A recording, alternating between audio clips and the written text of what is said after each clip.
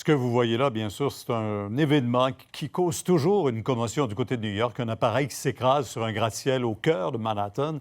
Ça ravive le douloureux souvenir du 11 septembre 2001. Et Sylvain, dans ce cas-ci, c'est un hélicoptère qui a pris feu en tentant d'atterrir d'urgence.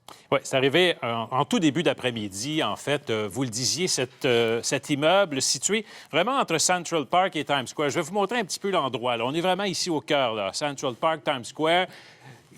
Il est 13h32, lorsqu'ici, il y a un héliport sur le bord de la East River. Là. Les Nations unies sont juste ici. Là.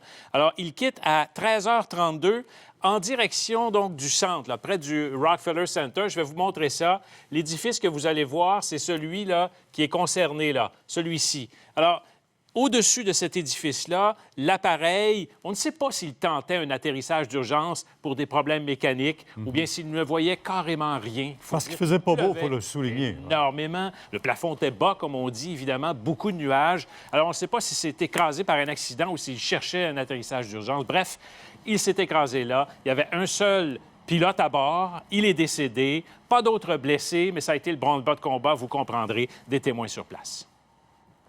A little shaky at this point. We were all in our chairs, and we felt a little bit of a tremor. We're like, wow, that's something that's unusual. That doesn't normally happen. And sure enough, about 10 minutes later, 5-10 minutes later, we heard the loudspeaker.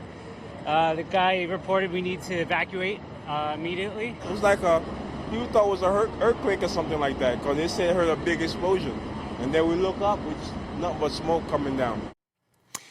Ce qui est clair, Pierre, c'est qu'on a écarté assez rapidement la thèse là, de terroriste ou l'intention criminelle. Là. On est allé rapidement là, pour un accident. Je vais vous faire entendre le maire de New York, Bill de Blasio, parce qu'il y a quand même un gros point d'interrogation. Comment se fait-il que cet appareil-là pouvait voler à cet endroit-là où ça prend une permission? Écoutez également, je vais vous inviter à l'écouter, le commissaire donc, de la police de New York.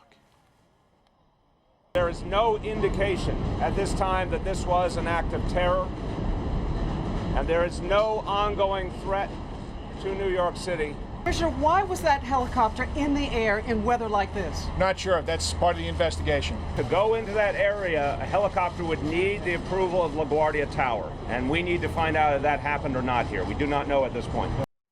Alors, ça fera partie de l'enquête, bien sûr. Augusta A109E, c'est un appareil de fabrication italienne, donc, qui n'a pas nécessairement permission là, de voler partout. Les forces de sécurité, en fait, les forces de l'ordre en ont parfois, les policiers, mais c'était, dans ce cas-là, un propriétaire, donc, privé, qui avait cet appareil. On cherche, évidemment, à en connaître davantage là-dessus. L'enquête est en cours.